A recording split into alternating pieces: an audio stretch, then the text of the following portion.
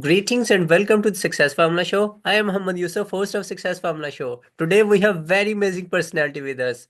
He's a franchise consultant and he's serving a lot of people at the same time. Give me a warm welcome to our today's guest, Gregory Mohr. Welcome, Gregory. Mohammed, thank you for having me today, sir. I appreciate it. Thank you so much for showing up on this show. Let me start with this. Where were you? What happened? Who were you surrounded with that inspired you to do what you do today? Well, actually, Mohammed, it started a long time ago with what when I got into franchising. It was actually during my high school period when we all had to get a job somewhere. And it just so happened I got my job at Taco Bell. I think I knew the managers and they were hiring at the time. So I moved up on the Taco Bell world and come to find out that I was actually working for a master franchisor and she owned 50 Taco Bells throughout the Woodland, California, Sacramento, California area. And I moved up in her organization and helped her build up her restaurants throughout Sacramento, California. Her name was Kathy. Wonderful start into franchising. And then I went on to become a restaurant manager for other restaurants. I did the restaurant management thing for about 15 years, went and got a degree in electrical engineering and physics, became a microelectronic circuit engineer for 15 years, and then got a degree in business. And while I was doing that, another engineer and a friend of mine and myself, we bought dry cleaners, storage units, and then I bought some rental properties. Sale did that for a while. Then we both got out of the corporate world, decided the corporate world was enough for us. And I sold my half of everything to my partner. He took over that. And I said, I got to get back into that franchising thing. That was a whole lot of fun. I wanted to do my own business, but running that dry cleaners, it was a privately owned dry cleaners, and running that ourselves was a bit of a challenge because we didn't know anything about dry cleaning. On that storage unit's pretty easy. Dry cleaning, a little more in depth into that one. So I said, got to do the franchising thing. So I went out there and started searching for franchises and found a franchise consultant. I didn't know they existed at the time. It was great. And he helped me get into a great franchise. I did that for a while. And then I decided that I like what that franchise consultant did. So I went back to him and said, teach me what you do. I want to do that. And started doing that about 10 years ago and haven't looked back since. Wow, amazing, amazing. You have a lot of experience. You have worked with a lot of businesses and their businesses like franchises are growing up. And according to your own experience, what are the top three success secrets which others can get as a cheat sheet and implement right now in their business? To, for being successful in the franchise system, there's a few things that you need to do. One, since you're going into business for yourself, pretty much, I mean, you've got a whole team of people that are going to help you grow the business. Your chances of success are that much greater, but you still have to have a little bit of risk tolerance because it still is a business. So you got to have that. You've got to be coachable. That's what the franchise system is all about, is you having a coach that's going to help you grow and help you build that business on that. And then you've got to be able to follow processes and procedures. And you really do have to be a self-starter. You have to get yourself up in the morning. You have to get going. They're not going to do that for you. That part you got to do yourself. So self-starter, follow processes and procedures, a little bit of a risk tolerance, and you're good to go. Amazing, wonderful. And what are your future plans to grow your business? So what I did as an entrepreneur when I first started out is I did everything. Um, I still do most things, Muhammad, myself as well. But what I figured out along the way is there are certain things that I don't really care to do on that, and I'm not really good at as some other people are. So in order to grow my business, what I determined a while ago is first off, start doing everything.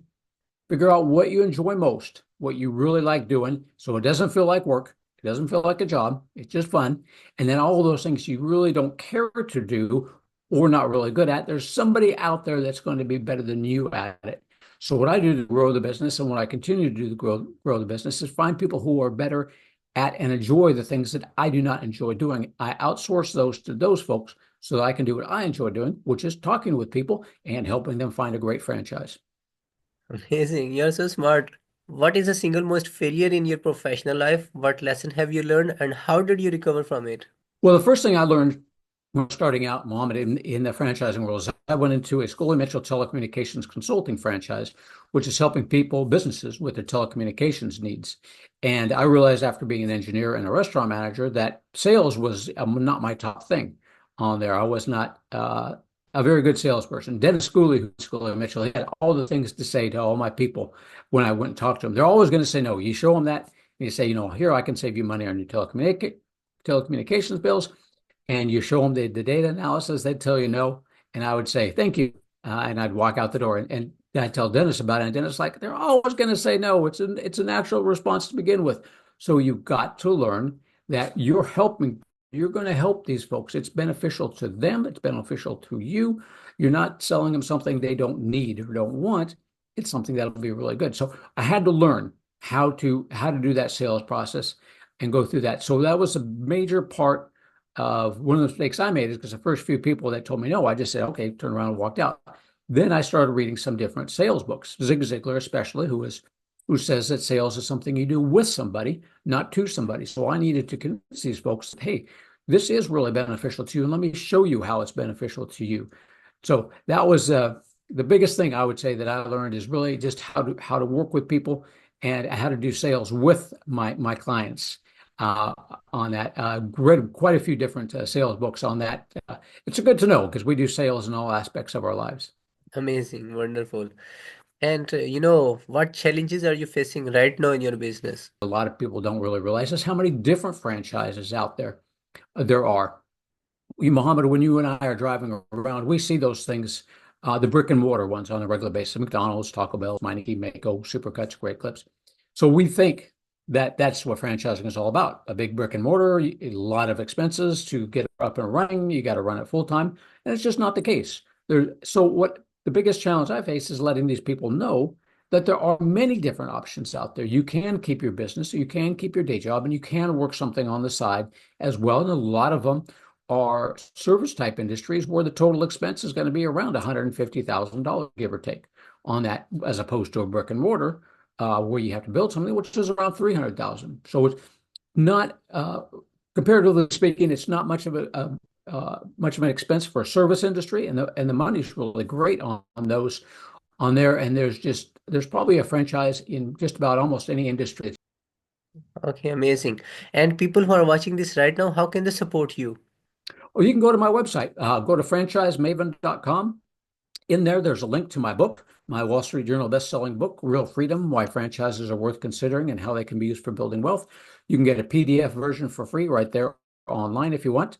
I kind of prefer to go to Amazon and pay for it, but that's all right. I put the PDF version on there in case you don't want to do that.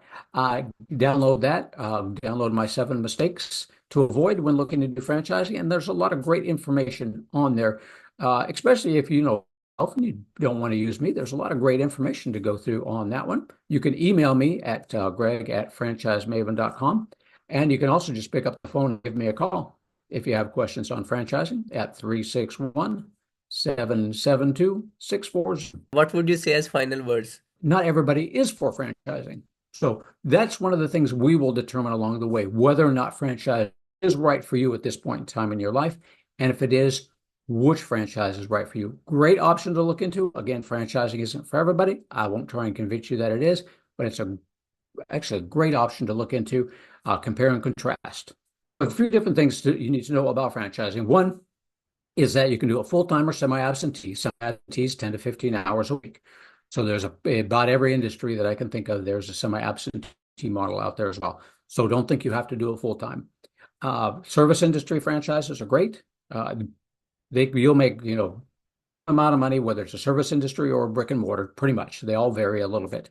Actually vary a lot on some of them on those.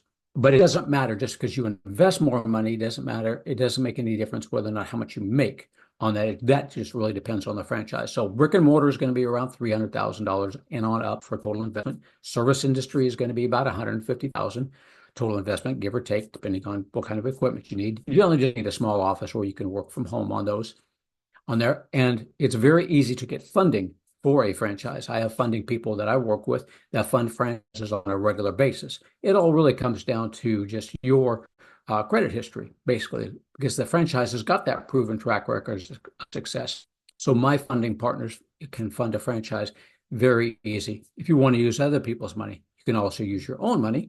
Like I did mine when I started my franchises, I did a 401k rollover, which is one way to do it with going into debt. So 401k rollover, IRA rollover into a self-directed fund.